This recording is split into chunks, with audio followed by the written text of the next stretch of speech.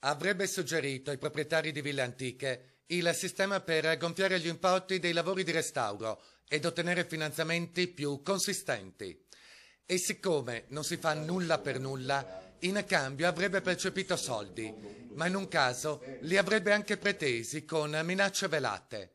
Si tratta dell'architetto Marco Brancaleoni, 43 anni, di Venezia, funzionario dell'Istituto Veneto, da stamane agli arresti domiciliari con le accuse di corruzione, concussione e truffa ai danni della Regione Veneto. L'indagine va avanti da pochi mesi e in questi pochi mesi il funzionario che è stato arrestato oggi ha dato ampia prova di procedere con questa modalità in ogni occasione. 3 episodi contestati con 4 mazzette da 5.000 euro ciascuna chieste od incassate, almeno secondo le Fiamme Gialle che stamani hanno eseguito oltre 20 perquisizioni nelle province di Venezia, Padova, Verona, Rovigo e Pordenone.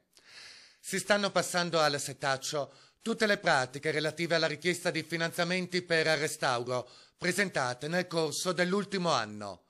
Il sospetto è che altri proprietari di ville abbiano pagato o siano stati costretti a pagare. Per mettere in piedi una cosa del genere occorrono una serie di firme, una serie di pareri, una serie di documenti che devono essere sottoscritti da moltissimi professionisti. La cosa che sconforta è appunto che si trovi serenamente la disponibilità da parte di molti di loro a sottoscrivere qualche cosa che poi alla fine risulta falso.